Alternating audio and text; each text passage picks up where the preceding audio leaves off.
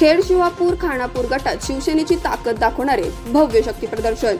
पुणे जिल्हा परिषद गट क्रमांक 42 खेड शिवापूर खानापूर मध्ये शिवसेनेच्या इच्छुक उमेदवार सौ रुपालीताई रमेश बापू कोंडे यांच्या नेतृत्वाखाली मंगळवारी भव्य शक्ती प्रदर्शन करण्यात आले।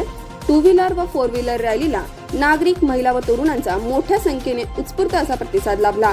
ज्ञानप्रबोधिनी मैदान शिवापूर येथून छत्रपती शिवाजी महाराजांना अभिवादन करून रॅलीला सुरुवात झाली।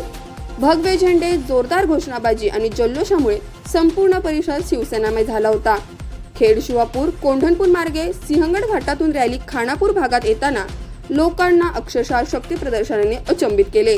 यावेळी शिवसेना पुणे जिल्हा प्रमुख रमेश बापू कोंडे यांनी उपस्थितांचे स्वागत करत विकासाच्या मुद्द्यांवर शिवसेनेला संधी देण्याचे आवाहन केले। मतदारांनीही सौ रुपालीताई कोंडे यांना प्रचंड बहुमताने निवडून देण्याचा निर्धार व्यक्त केला। या ठिकाणी पुणे जिल्हा परिषदेचा 42 नंबरचा गट आहे खेड शिवापूर खानापूर।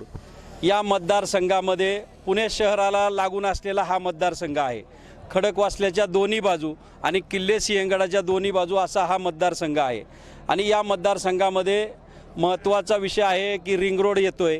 त्याचप्रमाणे पुणे महानगरपालिकेमध्ये जी गावं गेलेली आहे त्या ठिकाणावरून आलेले उद्योग व्यवसाय या मतदारसंघामध्ये येत आहेत। त्याचप्रमाणे या ठिकाणी नवनवीन शैक्षणिक संकुलं या ठिकाणी येत आहेत। आणि हा मतदारसंघ पुणे जिल्ह्याच्या दृष्टीने अतिशय महत्त्वाचा मतदारसंघ आहे। त्यामुळं तरुणांना रोजगार या ठिकाणी उपलब्ध होणार आहे। रिंग रोड आलेला आहे, पुणे विमानतळ अगदी 15 किलोमीटरवर आहे। त्यामुळं हा भाग अतिशय झपाट्यानं विकसित होतोय।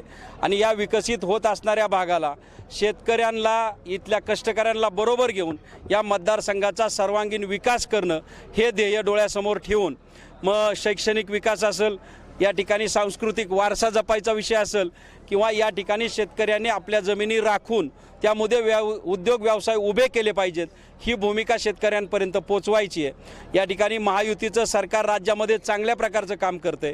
माझं या राज्यातील असणाऱ्या नेत्यांशी असणारे संबंध आणि त्या माध्यमातून या मतदारसंघाचा कायापालट करण्याची भूमिका, गुंजवणीचं पाणी आणण्यासाठी केलेला प्रयत्न आता यशस्वी झालेला आहे। पाईपलाईन झालेली आहे, त्या पाण्याचं वितरण आहे ते करायचं आहे। या ठिकाणी प्रत्येक शेवटच्या माणसापर्यंत शुद्ध पाणी, पिण्याचं पाणी पोचवायचं आहे। उद्योग व्यवसायासाठी गुंजवणीचं पाणी उपलब्ध करून द्यायचं आहे। आणि हे अतिशय महत्त्वाचे प्रश्न या वर्ष 2 वर्षात मार्गी लागणार आहेत। आणि हे सगळे जर मार्गी लावायचं असेल तर एक सुसंस्कृत, अभ्यासू नेतृत्व या मतदारसंघाला मिळालं पाहिजे। त्यामुळं रुपाली कोंडे यांच्या माध्यमातून हा विकासाचा चेहरा या मतदारसंघाला, या मतदारसंघाचा कायापालट करण्यासाठी सक्षमपणे या निवडणुकीतून पुढे येतोय। आपण पाहताय या मतदारसंघातल्या आम जनतेमधून चांगला प्रतिसाद या उमेदवारांना आणि महायुतीच्या उमेदवारांना या ठिकाणी आहे। मला मनापासून वाटतं या मतदारसंघाचं मी यापूर्वी नेतृत्व केलेलं आहे आणि चांगलं काम करणाऱ्याच्या मागं खामठोकपणे उभा राहणारा मतदारसंघ आहे। त्यामुळं या निवडणुकीमध्ये नक्की बदल होईल आणि महायुतीचा उमेदवार मग एक जिल्हा परिषद, दोन्ही पंचायत समिती या ठिकाणी निवडून येतील असं मला वाटतं।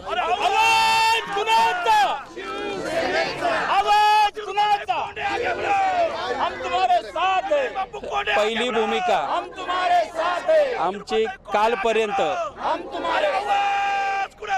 कालपर्यंत महायुतीची चर्चा चालू आहे।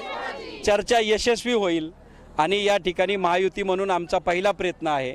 आणि यदाकदाचित काही कारणांती जर महायुती नाही झाली तर शिवसेना म्हणून निवडणुकीला आम्ही सामोरे जाणार आहोत। पण केंद्रामध्ये आणि राज्यामध्ये महायुतीचं सरकार आहे, त्यामुळं विकासाच्या दृष्टीने काही अडचण येणार नाही।